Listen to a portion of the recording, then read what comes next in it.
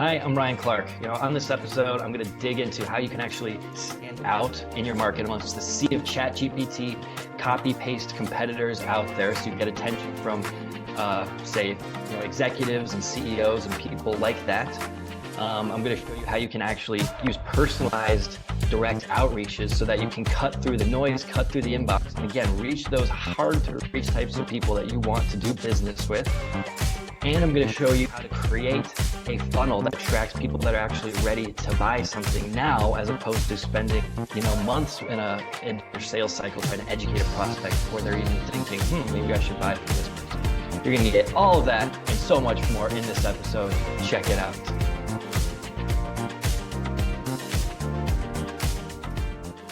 Hello and welcome back once again to the Inquisitor Podcast with me, Marcus Cauchi.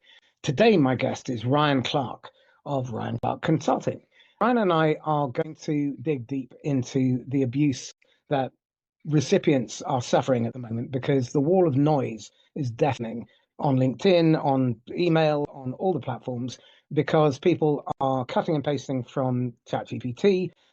They sound pretty much the same as everybody else, and they're not differentiating. And as a result of that, they're not really getting in front of the right people. They're spending an awful lot of time on coffee chats as opposed to with real prospects. And because they're not differentiating, they're running harder to go backwards. So without any further ado, Ryan, welcome. Thank you. Thank you, Marcus. Good to be here. Would you mind giving us 60 seconds on your background and history and how you got to this point? Yeah. So, major part of my background is storytelling. So ever since I've been doing marketing, I've always focused on how to create narrative that gets people moving and taking action. So, there's the other side of marketing, say the analytics and the conversion rate optimization and that stuff. And, I do that stuff and that's good and all, but I actually started off in video production, creating beautiful testimonial style videos for companies that we'd go interview their customers and tell their story. And that's how we drove a bulk of their sales. So I've always loved that, influence, persuasion, human psychology, and all those things. And it's really helped me help my clients to spread their good ideas. That's really my mission, to spread good ideas. Because as we know, there's a lot of bad ideas and people that are influencing the world for not such great things. So I'm here to help us spread our ideas so that we can, spread some more good in the world. Excellent. Well, let's start with a rant. As you look at the state of marketing and business development at the moment, what is it that really gets your goat?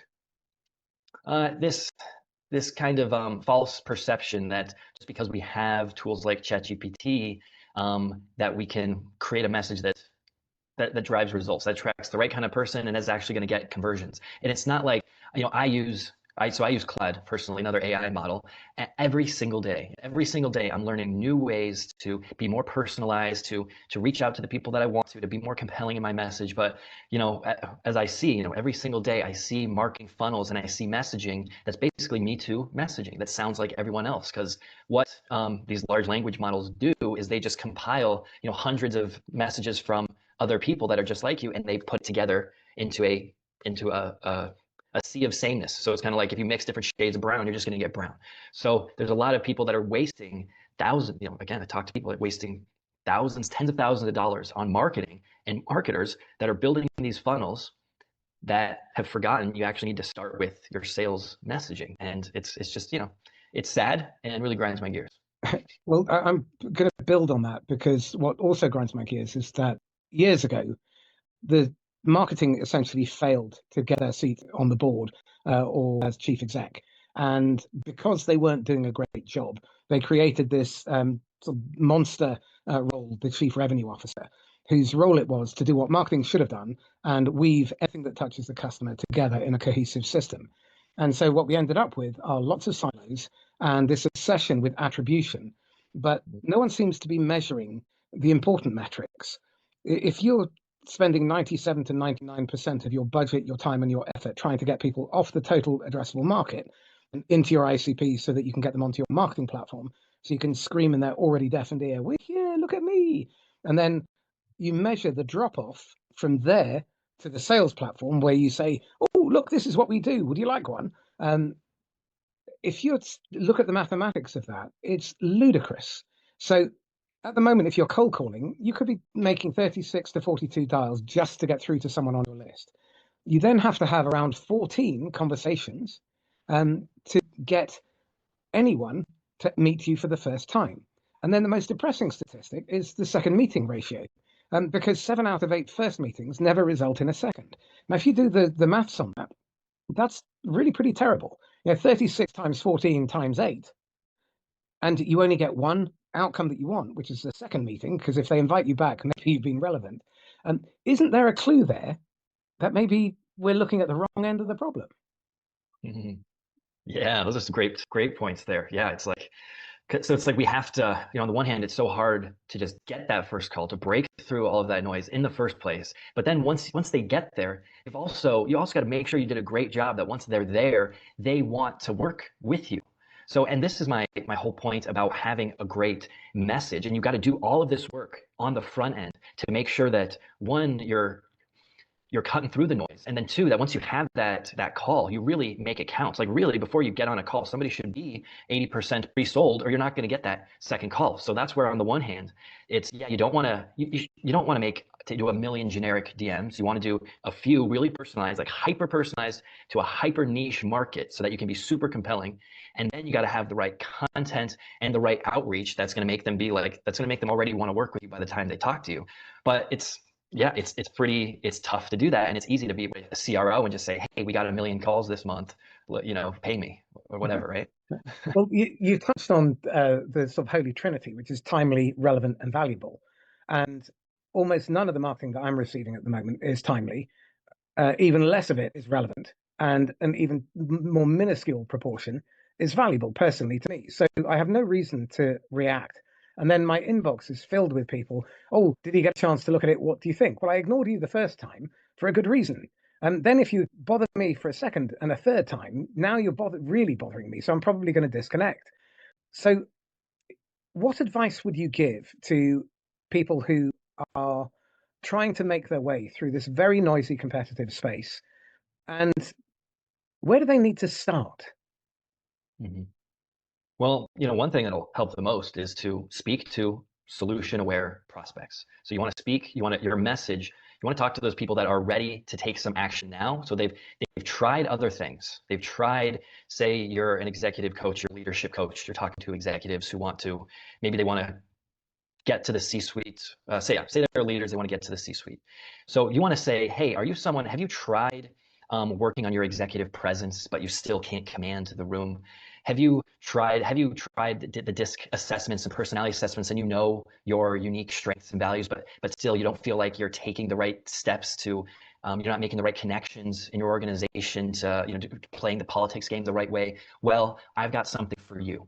So rather than saying, hey, do you want to work on your executive presence so that you're more powerful? Do you want to be a better communicator? Because when you say, like, do you want to be a better communicator, you're going to attract prospects that they're curious. They're like, yeah, that is something I want to do, but they're not necessarily ready to buy. So you're talking to tire kickers. But when you talk to those people that are like, yeah, they've tried this, and now you're saying, I've got something different and better. Now you're going to get someone on the phone who's like, hey, not one, like, you get me, and two, I'm trying to do something about this. So Well, I think you've just created a distinction between interest and intent. How does one make sure that you're not listening with happy ears and focusing on the interest side of the equation, and you're actually identifying genuine intent and a willingness to take action? Mm-hmm. Yeah. So how? Yeah. Yeah. Well, also in talking to those solution-aware people, you can get more specific. You want to get specific on problems you're solving too. So I'm coming from a world of helping coaches and consultants and creating funnels. So I'm not necessarily working with big brands and big corporations that have tons of money for marketing. They can afford to put out kind of generic messaging, and they do billboards and ads that get creative awards and all that stuff that doesn't really drive sales, but it's just good for branding. So I'm talking from this perspective of, you want to create it. Like, the only way to move people online through social media is to be very specific on who you're talking to and have specific value with multiple touch points. So rather, say you're a productivity coach, rather than saying, hey, here's my productivity calendar, here's a way you're going to be able to organize your life. Okay, that's going to get a lot of interest because everybody wants that. Everyone's interested in another productivity calendar, a new tool. But if you want to get somebody who's really like interested in taking action, you got to think, well, if I'm not just selling productivity, but I'm helping an executive to get his team to innovate twice as fast. So what I'm going to do is I'm actually going to offer my my innovators productivity schedule, or my specialized kind of framework for helping a team think up better ideas at a meeting. Like, we're getting to that level of specificity, because then you're really talking to someone who's trying to make something happen. Okay, so this then speaks to another critical factor which most marketing and sales orgs that I'm familiar with are failing to take into account, which is the buyer's journey. Can we spend a couple of minutes talking about that, please? I think a lot of marketing is disconnected. It's, you've got this ad, you got this landing page, you've got content, and it's really just all saying the same thing. Like, you're talking about a problem, and you're talking about kind of broad, generic, surface level problems throughout, where you're not very unique, and you write ad copy, and it sounds completely different than your email. Like, the personality that's there isn't the same as the personality, the voice that is in your email and your content. And there's this disconnect that's not really moving people through this funnel. So the buyer's journey this is the way that I think about buyer's journey. So on the front end, say your content or your ads, you want to have buyer angles that do like what we talked about. You're talking to solution aware prospects. So that way you're getting the right people in the funnel that want to take action. And then from there, you want to describe the root cause of the problem that they're going through. So you're saying, hey, you're having these problems, but I'm going to tell you what the real reason is why you're having these problems. So for example, it's not just that you're a people pleaser, but the root cause of that has something to do with the mother-father wound, like the trauma you've experienced as a kid. But you're explaining the root cause they're going through in a way that most people don't, 90% of the market doesn't talk about. And you're saying that. So they're thinking like, oh, wow, this, Ryan, he really gets me. He really understands really what I'm going through in a way I haven't heard before. So then once you go there, then you can introduce your big idea, that signature program, or what is your 10x opportunity for them? Because since you described that root cause they're going through in a way that most people never have, now your big opportunity is going to be one of the only real few logical solutions that are going to make sense to solve that problem. So now you've pulled them into the next step. And then from there, it's, well, what really makes you a category one is your unique methodology. How are you better, faster, or easier than the competition? And when you describe that, that's what really makes you the category of one. That's your offer positioning. How are you positioned in the market, and compared to others, that's better, faster, or easier. So, and then from there, you have your content on the back end, your content pillars. How are you addressing these key things that your audience cares about and they talk about, so that you can continue to build the relationship on the back end with your emails and your content, because that's where 50% of the sales happen. So that's the kind of customer journey you need to be thinking about, bringing them from this problem awareness to root cause awareness to solution awareness to eventually when they buy from you. So to bring that all together, our buyers, when they have a problem but don't really know what it is, are making space for it. But it's not top of mind, but it's niggling away, it's bothering them, it's an itch they can't quite scratch. So then they go looking to learn how to solve it. And this is the passive looking phase, where what we're looking for are people who are probably going to be downloading white papers, they'll be looking at videos, they'll be going on Instagram, and they'll be consuming content and speaking to their friends and their network, which we'll come back to in a minute. And then they move into active looking. Active looking is where they're exploring their options. So this is where they're trying to create a short list of 3 to 5 vendors that can provide what they want. Then when they're deciding, what they're doing is they're making trade-offs.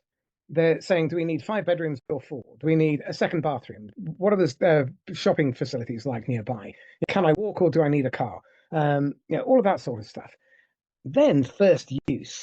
And this is where I think a lot of people get it terribly wrong, because first use is where buyer's remorse sets in big time.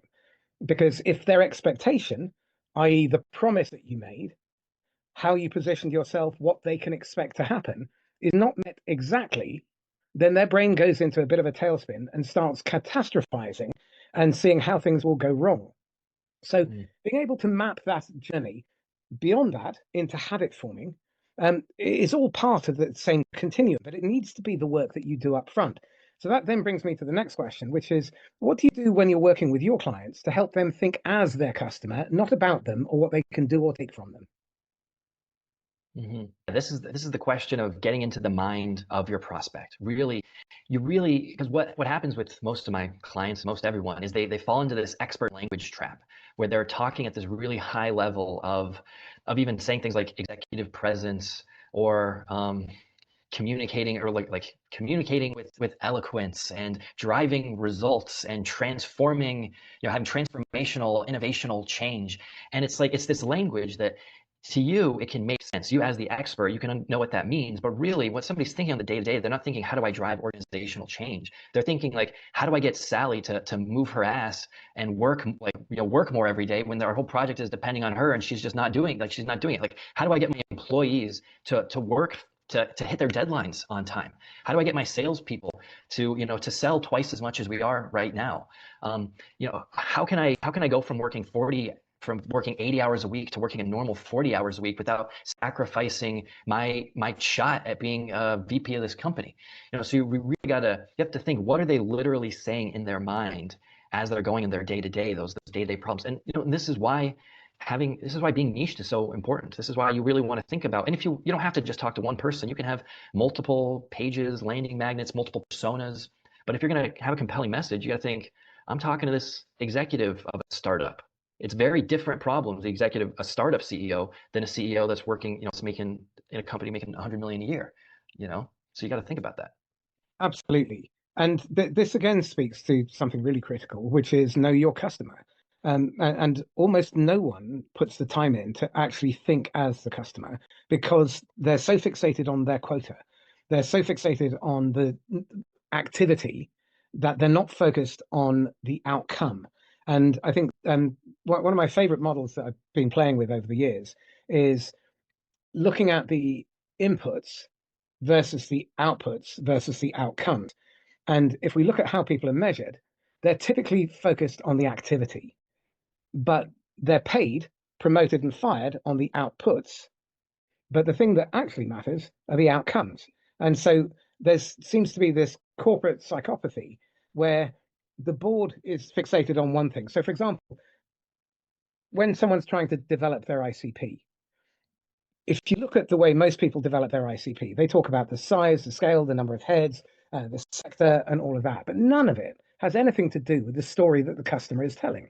And to build on Ryan's point, if you've watched Finding Nemo, there's that fantastic scene where they're swimming along and then they suddenly hit the Gulf Stream and whoosh, off they go. Well, that's what we're trying to do with our messaging and our marketing. So if you're advising a CMO or a chief revenue officer, what would you say to them to stop doing? Comparing. Stop comparing yourself to everyone. I mean, it comes to the ChatGPT idea. It comes from it's this comparison trap kind of idea that we need to use. Like, this is what our competitors are saying. This is what the leaders of our industry are saying. So we need to say what they are saying, because then you don't have a Gulf Stream. You're just swimming. You're just swimming in the sea, but you've got to find your path. And the only way you can find your path is if you're connected to something, if you're connected to someone on a deep level. And really, you got to look internally. Like, what you should do is go survey your customers, go survey your list, and say, hey, like, I'm thinking about doing this thing. I'm thinking about doing this workshop. Here are a few ideas. Like, which one resonates with you the most? Because I guarantee you're going to be surprised by the results. And this is the first thing we do with clients before we, after we create their sales messaging, and before we do a campaign, we go survey their list, because you think you know what your people want, but you don't really know a lot of the time. So you got to ask. And everyone thinks that they know what the market really wants, but your list is different than everyone else's. So what I'd say, ignore the rest and really ask yourself and ask your people what they're looking for. Well, I'll take it a bit further, which is go and speak to customers who fired you or who've left and gone with another solution, and also speak to the ones who are at risk. I was on a call yesterday with one of my former clients, and we run this thing called Sellers Anonymous. So basically, AA for recovering salespeople who are getting away from being transactional and selfish, and are focused on being genuinely customer-centric and demand-driven. And they have about a 1 in 4 win rate by going back to the people that they blew the call on and phoning up to apologize to start with, and then rekindling the conversation. Now, if you're struggling and you've got this volume play, chances are you've burnt through a whole heap of real prospects who, because of how you showed up and your failure to prepare, they kicked you into touch. So that's an easy, quick win, and it allows you to sell warm instead of cold, because they're already familiar with you and you're going in and being human and vulnerable. And I think that's part of the problem here, which is that most marketing is dull as dishwater. I mean, the IT space is full of some of the worst marketing I've ever seen in my life. And they talk about stuff that no one cares about. I mean, no one buys your product or service, they rent the outcome. And they talk carbungulators, defibrillators, and rippices. And the poor customer is just left there bewildered because it's just a wall of noise and it's deafening. So what are the questions that people should be asking themselves, but they're not, the frequently unasked questions? Mm. Well, I loved what the one that situation you just described there is like, why didn't you buy? What's like, why not? So, we do that when we gauge interest for, say, a workshop. We get the people that did put in their info for more information, but they ended up not buying. We'll survey them and say, yeah, why didn't you buy? And we'll ask, what. So there's that, the why didn't you? And then there we can fill in the gaps. Maybe it just didn't have what they needed, not the right time, just whatever it is. It's good to get that feedback. And then we also ask, like, what would make this a 10 out of 10 for you? Or before they come on to a workshop, like what would need to happen on this for this experience for it to be a 10 out of 10? And that's just amazing feedback that we can get to not only like we do this before the workshop for people that have buyed, and we'll say like, well, how will this be amazing for you? Because then, in real time, when we're on that workshop, then we can deliver exactly what they said that they wanted, and that's gonna create the upsell. And then we can do things like, testing, maybe if there's something that was missing. When we have order bumps and upsells that go along with the workshop, we can be testing different types of order bumps and upsells that gets more people, buying, having bigger order values. So effectively, I've just heard you say, go looking for bad news and run to the sound of gunfire, and your customers are your best teachers. Would that be a fair summary? That's fair, Marcus. I like it. Okay. So then let's look at the practicalities of it. I think many people are trying to focus on efficiency before they focus on effectiveness. And if you scale what's ineffective efficiently, you end up with a very fat, constipated middle of the funnel. So, how do you get past the attachment people have to doing things the way they've always done, especially when the context has changed, as it clearly has? The last year, I'm seeing sales teams, as a matter of routine, averaging around 30% of quota for where they should be in the year. And they've got 6 months left to make up the 70% they were behind and fill their pipeline up, which is nigh on empty. So what advice would you give to people to focus on the right end of the problem? Mm-hmm. Man, well, we're getting real deep into just like human nature here, because we always want to go back to what's comfortable and what we're used to, even if it doesn't work that well. It's a lot easier. We're avoiding a lot of pain, because at least when we're doing something bad, but we know it works, at least we know that when we put something in, we're going to get it out, even if it's not the result we really want. So yeah, how can we do something that's different, maybe a bit difficult, but ultimately is going to work better, especially when it comes to sales? Well, I mean, AI comes to be one of maybe the best ones, the easiest thing we can do that's going to help a lot, because the way I've been doing things lately, it's not that I'm using AI to send out more outreaches and I'm spending less time. I'm spending the same amount of time, but I'm getting 3-4 times the amount of personalized data for outreach. That's just that's allowing me to have a better connection with a prospect and get onto a call with more people. I mean, it's really incredible. Like, really what I'm doing is I'm doing a lot of sales page critiques. So I will go to a sales page, and I'm talking to people that are spending money on ads. So I know that they're actively trying to make this thing work. I look at their page, I tell them all these reasons why it's not working and what they should do. And then I do that in a Loom video, and then I take the transcript of that, feed it into Claude. Claude has my voice, has my I call it my messaging Bible, which has all my agency's personal messaging in it.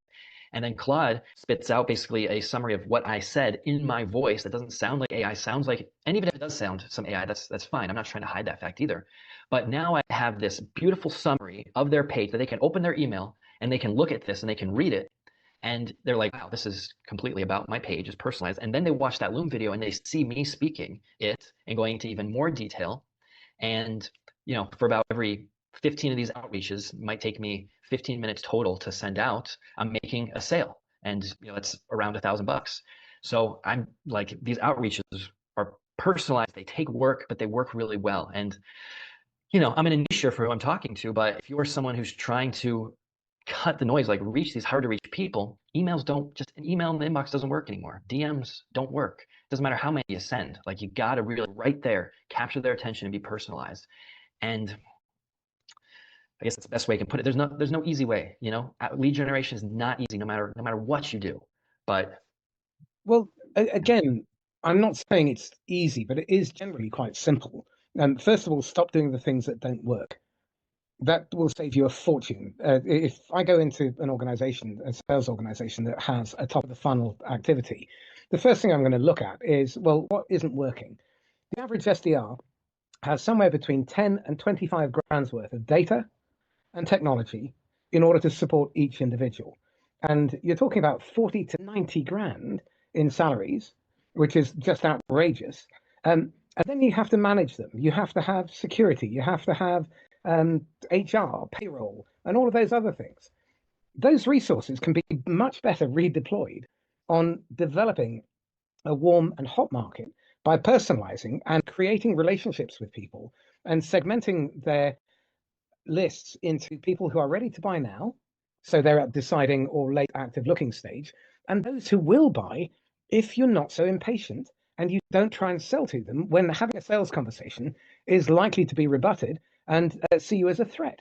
So if I'm passively looking and you're trying to dip your hand in my pocket to take my credit card out, I'm going to see you as an obstacle to my success. You're not going to be my ally. You're going to be at best my accomplice and probably my adversary. And I think what you've touched on here is the real importance of using AI as a thought partner. So let's dig into that a little bit as well. You said that you're learning a huge amount. I'm really curious about what you have learned by using AI in the way you are, about your customer, your market, your competition, and what works and what doesn't work, and doing it at speed.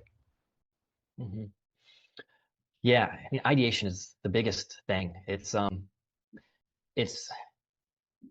like even I was thinking about, how can I best explain how, oh, so maybe a good example is now in doing outreaches. So I've got my messaging, my personal messaging, kind of this narrative I've told you about here, this customer journey, hitting the right types of people, building the relationship. And when I do an outreach, what I'll do is I'll say, here's a prospect I want to talk to. Here is their landing page copy. Here's their website. Here's their LinkedIn profile bio. Match my messaging and to what they're saying, and give me talking points for how I can say that, how I can help them, basically. Based on my sales argument, take their specific information from their pages and give me ideas for ways I can match it up. So how my outreaches in the past were just, hey, here's your page. This can be better. This can be better. This can be better. Here's a generic idea. Now I've got Claude giving me specific language that they use. And like now, instead of having to dig into doing research and say, oh, they have these cool credentials, they worked with these companies, their story was about this, Claude's just giving it to me right there. So without even looking at their page, I can say, hey, you have a huge opportunity here because, to be frank, your language sounds like all the other executive leadership coaches that are out there, but you've worked with with Pfizer and Unilever, and you've run huge teams. Like you have way more experience than most of these people, and I'm sure you have all like great methodologies and frameworks and ideas. If you brought these to the table, you would blow the competition out of the water, and you'd get 2-3 times the conversions on this page that you are. So that's really sped up the research process for me. But I'll tell you what, like just by asking questions, sometimes I make my best insights come when I make mistakes. Like when I say, oh, I didn't mean to say that. I didn't mean to type that in. And then Claude will give me something like, huh, yeah, no, I can totally use this application here. And I didn't think about that before. And so it's just, yeah, it's a partner. Yeah. Yeah. I agree. The number of happy accidents I've had along the way that have created openings, and it's introduced me to other ideas, other ways of looking at the world, new versions of psychological models, and so on. It's been incredibly powerful. And one of the things that I have noticed on so many websites, because I do something like that with my drift report, and I look at how the job to be done of each page, what's intended and what the actual job is. And one of the things that I see over and over again is people clogging up their pipeline with calls to action like book a meeting or book a demo for people who are just interested. And the net result of that is salespeople spend an inordinate amount of time, north of 50% of their customer face time, speaking to people who cannot buy, will not buy, or you should not sell to. So that's a really simple fix. I was talking about the amount of money and tech that's involved with all those SDRs. Well, those SDRs have pitiful conversion rates, and it's a soul destroying job. I was coaching someone yesterday, and he's on his own. He's in a territory where there is no one else, and the only time his manager speaks to him is to beat him up about his pipeline. Now, if you're going to spend money on people, stop wasting it on stuff that clearly doesn't work and simply creates noise, and spend it on things that and redivert that money to useful things like educating your own workforce on understanding your customer, your market, your competition. So in terms of how you've gone about doing that, you obviously work in a micro business, so you don't have a lot of resources, but now you've got this incredible capability because you're asking Claude the right kind of questions, and it's got pretty much anyone throughout history at your fingertips. Are you using it in order to help you to write copy in a particular style, or are you trying to use it to emulate your customer's voice or give them a voice that they didn't really know they had? Hmm. Yeah, I think more the latter. Using Claude to give our clients a voice that's their voice, and also a voice that they never thought that they had. So the thing about Claude and writing copy is if you just ask Claude to write you copy, it's going to give you generic crap. It's going to sound bad. You know it, I know it, but for some reason people post this stuff everywhere, especially over LinkedIn. I hate it. But it's not their fault. I mean, it is their fault, but really, and it goes back to the whole premise of my work. It's that you need to have unique and compelling sales messaging architecture. You need to know what is your root cause, what is your big idea, what's your unique mechanism, what are your buyer angles, what are they thinking? When you have all that stuff down and then you create copy, then all of a sudden Claude can create stuff that actually can follow a customer journey, that can actually sound differentiated. And especially when, say, you take 10, 15 of your last videos or the posts that you've written on your own and you combine that with Claude. So you create a project, and in that project you have project knowledge. So in that project knowledge you have 10 to 15 transcripts of your latest videos or just of your latest posts, because that's your voice, that's you writing, you speaking. And then you have your sales messaging document. And then when you create stuff, now it sounds like you because you have your examples, and it's unique and compelling because it's based on core sales messaging. So this is what we do with all of our clients. We start with the messaging, and then once we do a launch for a workshop or a product or something like that, now we've got all of these sales driven types of pieces of content in their voice, and we create them a GPT. We'd be like a Marcus GPT. Well, now you have this Claude to brainstorm ideas with, hooks with, create copy for you, and it can do a pretty damn good job. It's basically at the level of at the level of a moderate copywriter. Then once we get, say, a few more workshops and do like a big launch under its belt, and we've created a bunch of ads, and that's, then we can get it up to a level, so we throw in some sales pages that we've written, then eventually we can get up to a level of like a CMO copywriter, kind of like what we have. But, it just takes context is really the thing. And then you can create good stuff. But if you don't have that context. Well, the context is so critical. And again, this is where I think a lot of people are coming unstuck. I've lived through 7 recessions so far. This is going to be my 8th. But I've been in the workforce for 4. Now, since in 1990, 2001, 2008, and 2019, exactly the same pattern has occurred. There's a panic from the top, and they scream, "We need more leads." So they throw out more activity, and then they fill the funnel up with mostly rubbish. People with interest but not intent, and people who are willing but not able. And so you get a lot of serial seminar goers, tire kickers, and it's very hard to break that pattern. But you also touched on something earlier on, which my pal Kyle Gray talks about as the curse of the expert. And this is where we have a tendency, if we know a lot, to believe that other people need to be fed from a fire hose, guilty as charged. And we're not very good at telling story. So let's finish off by really focusing around story. How does one create amazing, compelling, impossible to ignore stories? I mean, yeah, there's so much. There's a lot. Story, to me, story means a lot of different things. Like, I mean, the best story is your story, your personal story. Lots of people think that their story isn't compelling or unique or boring. That's definitely not true. There's definitely, I mean, it's the only way to stand out. The only way to truly stand out is to tell your story. Now, your story isn't always, hey, in the third grade I did this, in sixth grade I did this, and now, whatever. That's one way of your story. I could say that's your hero story, is how you've come to be where you are now and your previous experience in that. But the best way to tell story, my favorite way to have your narrative out there, is to give your opinions, your thoughts and opinions on things, and really talk about and create your, what's your to be polarizing. That's how you be polarizing. Is if you say, hey, I don't like AI. Hey, I hate, or I'm just so annoyed with all of these like Facebook marketers that I've talked to all these clients. They're wasting tens of thousands of dollars on marketing that doesn't do anything because they're just using copy paste ChatGPT content. Like, that's a narrative. That's a story. That's an opinion. The reason why no one cuts through the noise is because they don't talk about what they think or what they feel. Because we've been taught about marketing and sales really to always focus on the other, and you say you, and you focus on them, but they miss the point. Because if you want to really focusing on others, it's not just using you language. Like, if you want to serve people, you need to help them understand you, because it's a relationship. It's a two-way relationship. So I think too many are only thinking about talking about others, but they're not talking about how they think and they feel. That's what really creates connection. We're missing the two-way street here. Simon Bowen talks about the four levels of seller. So you have the pill pusher, who's basically a feature monkey who races to the bottom to discount. Then you have the subject matter expert, and there are a lot of them, and they all largely sound the same. So you eventually become a pill pusher. And then you have the hero seller, and the hero seller is against something, and they attract people because they're feeling that thing that they're against.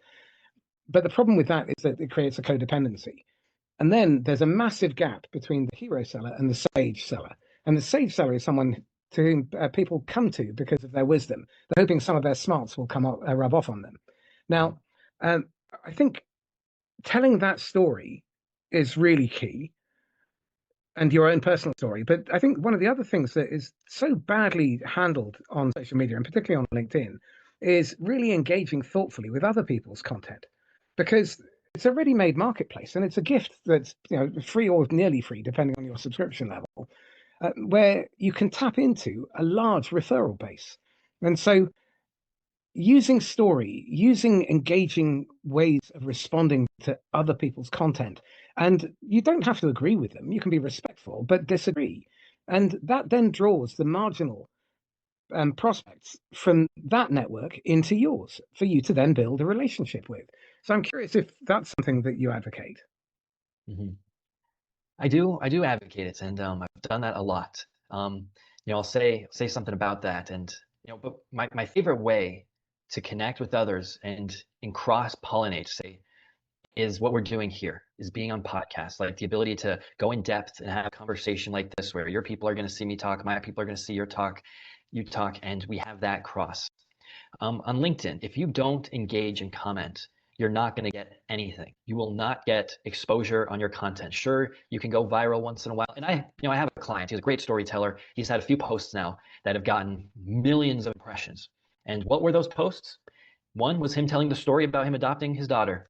It was like a shortish post this long, but he has a base. He's had a base where he's been on LinkedIn for 10 years, and he's commented, but he doesn't go anything extreme, but he's commented, he's posted a lot. He's been in health tech sales for like 35 years, and people know him and respect him, and he's done a good job there. Now, if you're someone that doesn't have, say, that experience, if you haven't built that community on LinkedIn, if you don't comment, it's not even that other people aren't going to see your stuff and get exposure, but LinkedIn just will not push your stuff at all. And I'll tell you what, these big influencers, these people that, the Jasmine Alex and the Justin Welches, and these like big LinkedIn influencers, what they did is they spent all damn day commenting, hundreds. There's that guy Jasmine. I don't know if you've heard of this guy, but one of his posts, he just said it, he would spend at least 5 hours a day commenting on other people's posts, and he hired 2 other assistants to also comment on his behalf. That's how these people build these organic followings like this. It's not just because they have great content. And I know. Their content is usually just generic, still not that great. I mean, it's better than most, but it's not that much better than anyone else's content. So this is what I really dislike about LinkedIn, the LinkedIn game, the marketers that are just selling that, hey, you just create great content. I can tell you some more stuff too, I'll say, but it's great to engage, and that's how you can do it, but it's a lot of work. It's a lot of work, and I've had success and I do it, but 90% of my business comes from my direct outreaches for a reason, because I control exactly what I talk to. I know that I'll make sales, and I do love to comment, but I'm honestly just looking for other avenues as far as growth organically, like YouTube, Instagram, TikTok, making shorts, making videos that people actually want to see. And I'll just finish one last thing on this LinkedIn growth is, pay attention when you see people that have 20, 30, 100,000 followers, and they've got like 100 likes and 60 comments on a post. The next post, they've got 100 likes and they've got 50 comments. The next one, they've got 150 likes and 100 comments. Look at those comments. It's all AI. You go to, and you look, you go to the next profile of someone who commented, the same group. They're people in pods. They're paying each other to comment on each other's posts, and it's all fake. Large majority of these people that have that engagement, it's not real, and they're being dubbed as experts, which I don't like and think is even dangerous, and a reason why people waste so much money. Well, especially in this economy, we're going into a really tough period, and it's going to be a prolonged tough period because the world order is changing. And when that kind of disruption happens, it creates massive uncertainty and volatility, and it generally doesn't end well. So we're going to have to learn how to trade in an environment that is changing fast against our will. It's forced, unwanted change. And unless you are able to adapt and innovate in a context like that, you're going to effectively sign your own death warrant if you're working on the basis of we'll wait and see.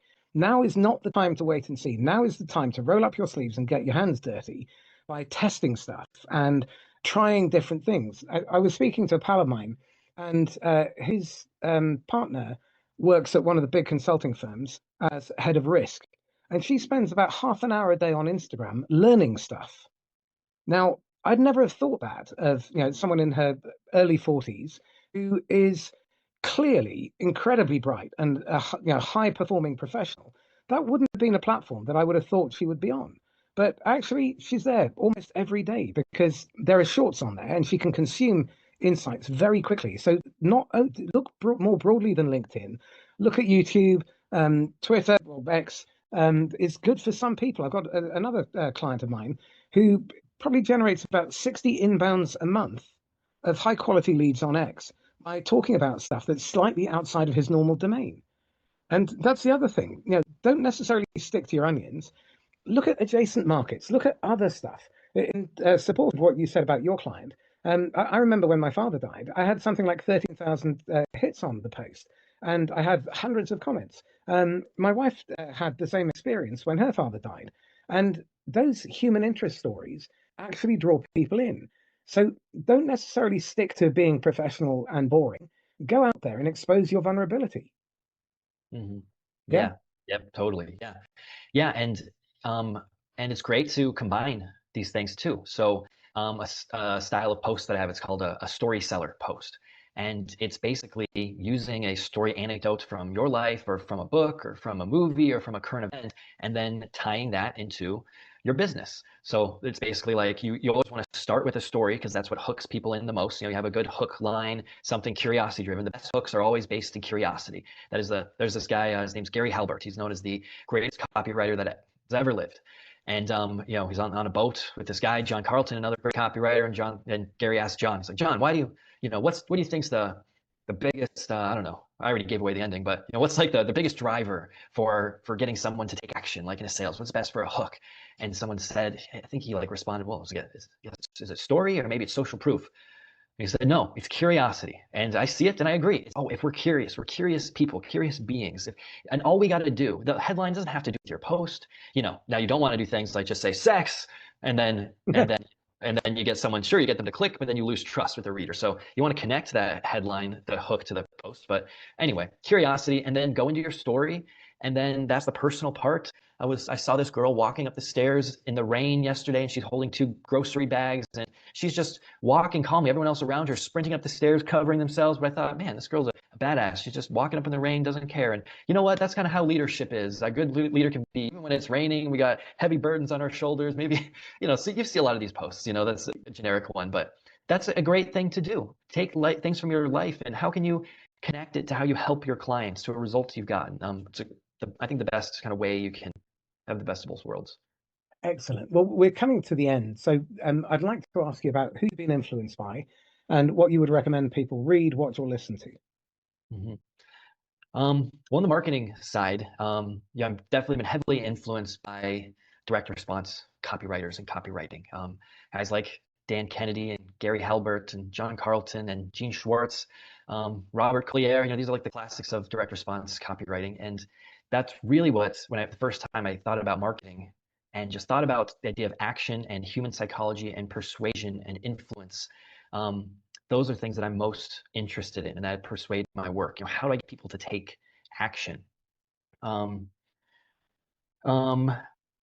also the other half of what I do and teach. So my kind of method, it's called the Market Messiah method.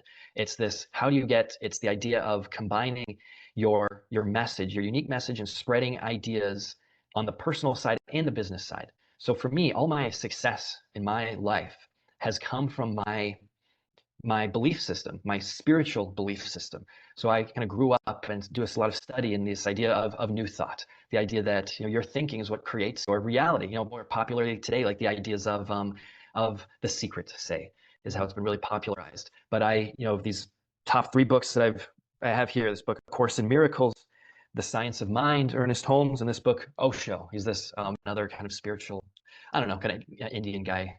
So anyway, I really think that if people thought more too about their belief system, thought more about how they see the world, and just realized how much their thought affects everything about their life, and that they can believe and know that God, the universe, has their back when they believe that, and when they look for the good, they will get the good.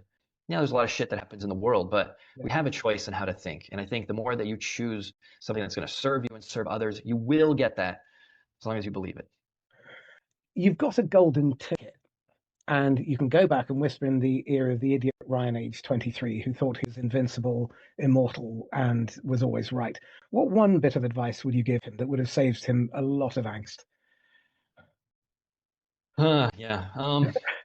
I had an answer prepared for this, and then I kind of just thought of something maybe different I should think, but because my initial answer, and a good answer, I think, is to move faster. Stop being so worried about failing and just act more, do more. Like I used to spend an hour before I would do at being 23, I had a video production company and I'm doing sales, trying to get leads. We failed because we didn't make enough money. But I'd spend like an hour thinking about my pitch and what I would say if they said this, and thinking about, okay, they think about this, so I should think about saying this. And I would just go forever in my mind making loops about this conversation.